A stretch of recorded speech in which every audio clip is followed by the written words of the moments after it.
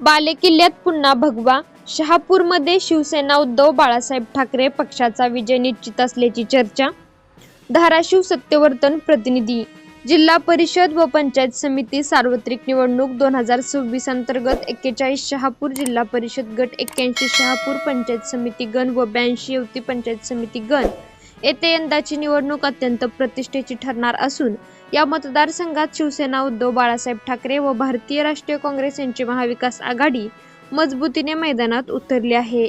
या मतदारसंघातून श्री कचरू मल्हारी सगट जिल्हा परिषद गट 41, शिवसेना उद्धव बाळासाहेब ठाकरे, सौ जयश्री धोंडुशा कोळी पंचायत समिती गण 81, शिवसेना उद्धव बाळासाहेब ठाकरे, सौभाग्यवती नंदा रामदास साखरे पंचायत समिती गण 82, राष्ट्रीय काँग्रेस पक्ष हे तिन्ही उमेदवार अधिकृतरित्या निवडणूक रिंगणात असून स्थानिक पातळीवर त्यांना प्रचंड जनसमर्थन मिळत असल्याचे चित्र आहे.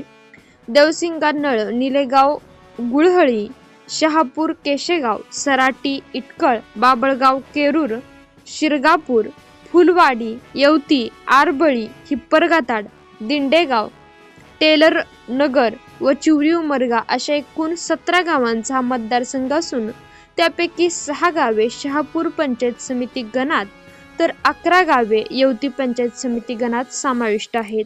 शहापूर जिल्हा परिषद गट हा शिवसेना उद्धव बाळासाहेब ठाकरे पक्षाचा पारंपरिक बालेकिल्ला मानला जातो.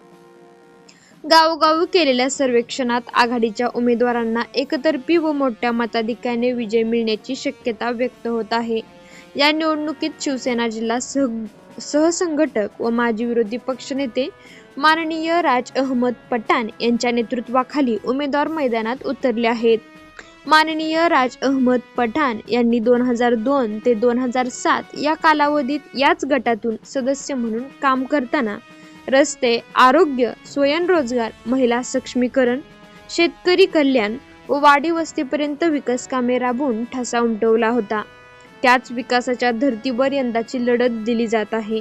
दरम्यान सत्ताधारी गटाकडून जिल्हा परिषद व पंचायत समिती स्तरावर विविध उमेदवार रिंगणात असले तरी जनतेचा स्पष्ट कल महाविकास आघाडीच्या बाजूने झुकलेला दिसत आहे. स्थानिक नागरिकांमध्ये विकासासाठी मतदान हा सूर असून ही लढत शिवसेनेच्या प्रतिष्ठेची मानली जात आहे. त्यामुळे शहापूर गटात पुन्हा एकदा भगवा फडकणार असा विश्वास कार्यकर्ते व मतदार व्यक्त करीत आहेत.